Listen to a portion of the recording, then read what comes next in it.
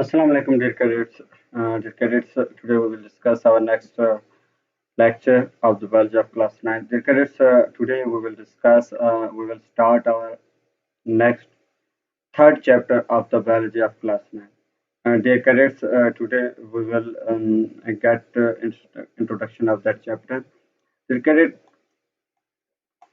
our third chapter is biodiversity. Biodiversity. Dear cadets, biodiversity. The term biodiversity has been derived from the two words bio and diversity. These two words combine to form a word biodiversity. Dear cadets, diversity means a variety within a species and among species. इसका मतलब है dear cadets कि एक ही नस्ल के जो एक ही किस्म के जो ऑर्गेनिज्म होते हैं उसको बोलते हैं स्पीशीज। तो उस स्पीशीज के अंदर जो वैरायटी होती है, इख्तलाफ होता है, जो रंग के, मुख्तलिफ साइज के, मुख्तलिफ जिसामत के जो ऑर्गेनिज्म होते हैं, तो इस फर्क होता है, एक नस्ल के अंदर जो फर्क है, वैरायटी है, उसको या अमंग स्पीशीज, डिफरेंट जो स्पीशीज हैं, फिर उनके मुख्तलिफ जो नस्लें हैं, उनके दरमियान जो फर्क होता है, वैरायटी होती है, तो उसको हम कहते हैं डाइवर्सिटी। बायोडाइवर्सिटी की डेफिनेशन हम करें तो biodiversity means is a measure of the variety of organism और present in the different ecosystem. मुख्तलिफ इकोसिस्टम के अंदर जो मौजूद ऑर्गेनिज्म होते हैं उनके दरमियान जो फर्क होता है, डाइवर्सिटी फर्क होता है, उसको हम कहते हैं biodiversity.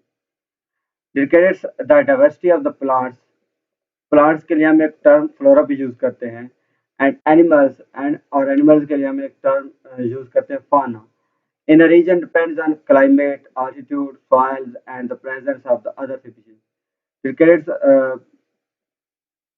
we should know that diversity of the diversity of the plants and animals in a specific region of the earth depends upon the climate of that area, depends upon the altitude of that area, कि वो कितनी ऊंचाई पे है, सतह समुद्र से कितनी ऊंचाई पे है वो area, and soils of that area, कि उस इलाके की जो मिट्टी है, जमीन है, सॉइल है, वो कैसी है, और जो उस इलाके के अंदर जो मौजूद एक स्पीशीज हैं, उन पर डिपेंड करती है diversity.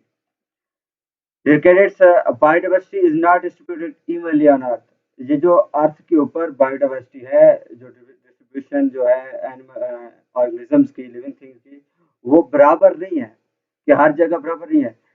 In the different area, in one area of the earth there may be small number of the variety, small number of organisms, but in another area of the earth there may be a huge population, huge number of the organisms. So there it is not distributed evenly, but it is distributed differently. Dear cadets, अगर हम मुख्तलिफ ज़मीन के जो area हैं उनको देखें तो उनमें डिफरेंट इस तरह है कुछ biodiversity. it is the richest, मतलब कि biodiversity is very much very rich in the tropics। जो ट्रॉपिक रीजन है, ट्रॉपिक रीजन होता है डियर cadets के जो बिल्कुल हमारी जो ज़मीन है उसका जो सेंटर के अंदर एक इमेजिनरी लाइन है, सेंटर खींचा गया है, उसके साथ साथ का जो एरिया है उसके आसपास वो ट्रॉपिकल एरिया होता है, ट्रॉपिक्स होते हैं। वहाँ पर सबसे ज़्यादा जो है बायोडाइवर्सिटी मौजूद है, लिविंग ऑर्गेनिज्म मौजूद है, लाइफ सबसे ज़्यादा वहाँ पे मौजूद है। तो cadets, next biodiversity in the temperate regions also have many species. जो टेम्परेट रीजन होता है डियर कैडेट्स, वो जो हमारे पास ट्रॉपिक रीजन है उसके जो आसपास का एरिया है ना, मतलब कि जो इक्वेटर, एक ऐसी लाइन जो बिल्कुल मरकज में इमेजिन करते हैं हम, जमीन के मरकज में, उसको इक्वेटर बोलते हैं। उससे ज़रा दूर, थोड़ा दूर उसके करीब जो एरिया ट्रॉपिक एरिया है, उस ट्रॉपिक से ज़रा दूर जो एरिया होगा, इलाका होगा, उसको हम बोलते हैं टेम्परेट एरिया। वहाँ पे भी काफ़ी तादाद में बायोडाइवर्सिटी मौजूद है।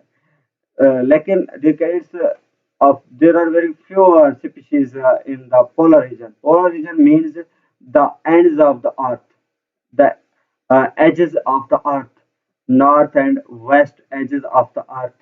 Uh, these are called north pole and south pole. तो यहाँ पे ये जो है ना एक्सट्रीम एनवायरनमेंट होता है, इंतहाई सर्द होता है या इंतहाई गर्म होता है। तो यहाँ पे जो बायोडाइवर्सिटी है, लिविंग ऑर्गेनिज्म है, वो बहुत कम है, स्लो है, थोड़े हैं। ठीक है।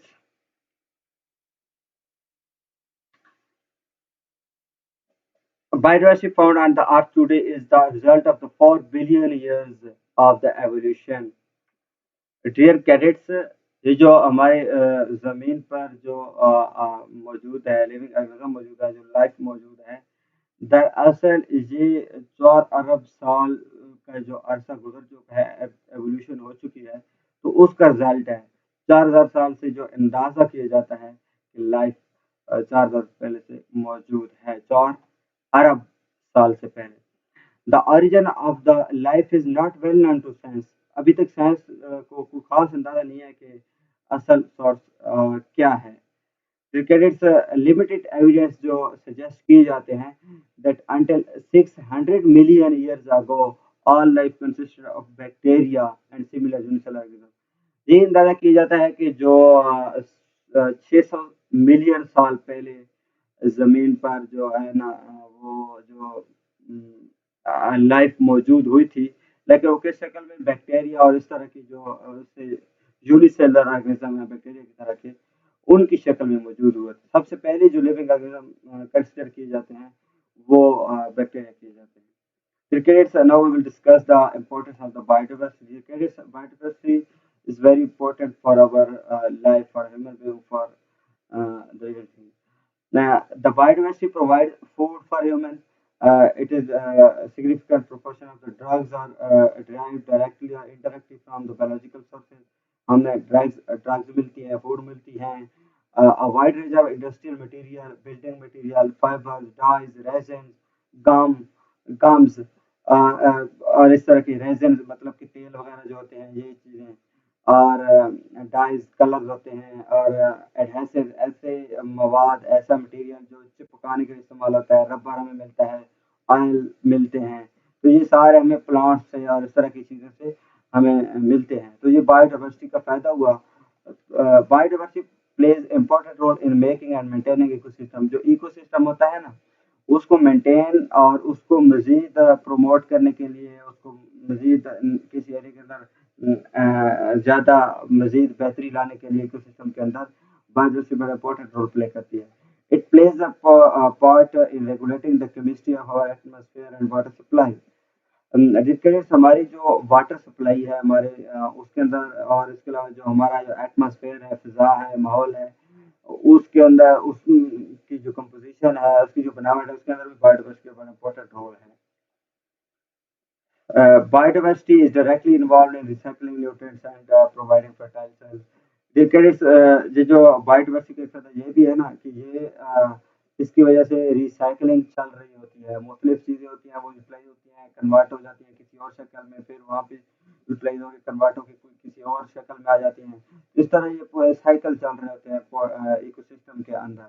तो इस तरह अब न्यूट्रिएंट्स जो हैं वो भी न्यूट्रिएंट्स होते हैं, स्पेसिफिक क्या होते हैं जो कि जानवरों या प्लांट्स के लिए इम्पोर्टेंट होते हैं उनकी ग्रोथ के लिए।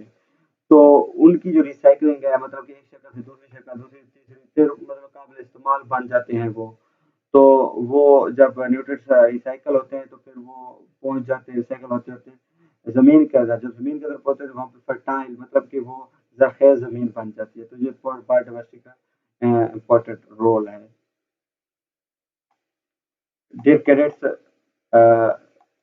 नेक्स्ट हम